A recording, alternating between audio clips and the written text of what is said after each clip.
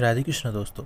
साधकों को ज्योतिष विद्या को मान के उसके उपाय करने चाहिए या इष्ट की अनन्यता में ही रहना चाहिए, ये प्रश्न उत्पन्न होते हैं।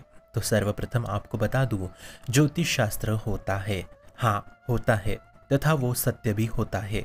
परंतु ज्योतिष क्या बताते हैं?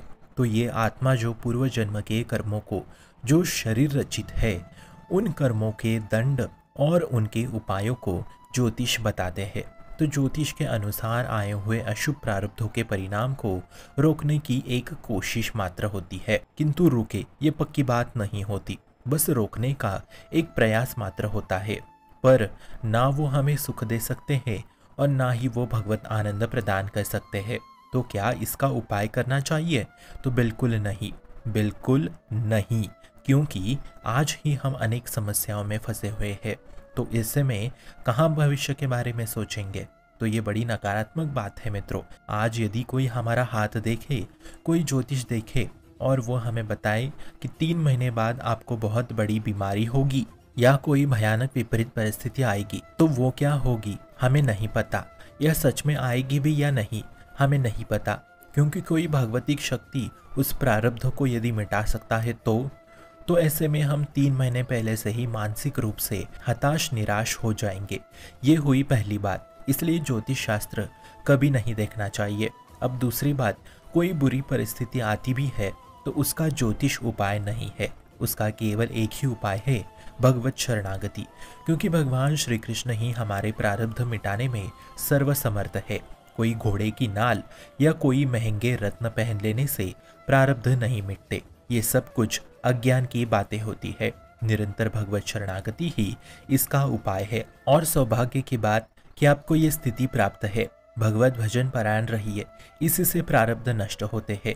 इससे जो होता है वो मंगल ही होगा और जो नहीं होना वो कदापि हो ही नहीं सकता, क्योंकि आप शरणागत है।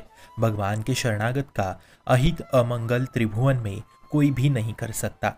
पर जो भी आएगा वो आपका मंगल ही करेगा। चाहे जितनी भी प्रतिकूल परिस्थिति आए वो हमें परास्त नहीं कर सकता, क्योंकि हम भगवत आश्रित जन है। ये अंदर से गर्व रखने की बात है। हम प्रभु के हैं, देखते हैं क्या प्रारब्ध हमारा बिगाड़ लेता है। जहाँ प्रारब्ध वही तो ठाकुर है, क्योंकि जहाँ नाम जप है वही ठाकुर जी उपस्थित होंगे।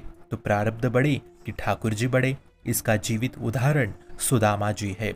जब उन्हें विशाल वैभव प्राप्त हुआ तब धर्मराज एकांत में जाके प्रभु द्वारिकाधीश से मिले और बोले, प्रभु इनके ज्योतिष भाग्य में लिखा है दुख दरिद्रता लक्ष्मी का नाश, तो फिर भी उसे इतना वैभव क्यों दिया गया? तब प्रभु बोले, उन्होंने बहुत बड़ा भंडारा किया है, अनंत जीवों का भंडारा।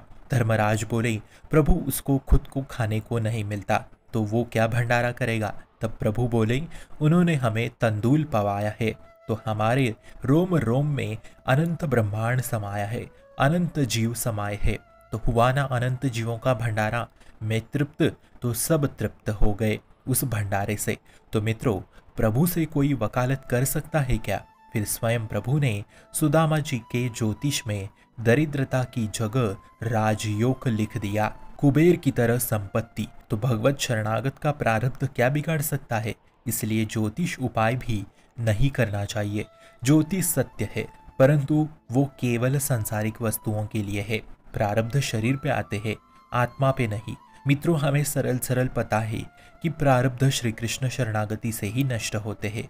तो तुरंत हमें शरणागति लेनी है, ना कि घोड़े के नाल और महंगे रत्न धारण करने हैं। भगवान से संबंध बना के देख लो, परम मंगलता आपका इंतजार कर रही है। फिर ज्योतिष शरीर के बारे में बता सकता है, धन, नौकरी, पैसा, पुत्र, विवाह, ये सब। इसमें इतनी ताकत नहीं कि वो किसी भागवतिक आत्मा का वर्णन कर सके।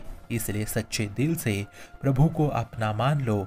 यही सब शास्त्र ज्योतिष का फल और उपाय है। शुभम भवतु कल्याणमोस्तु।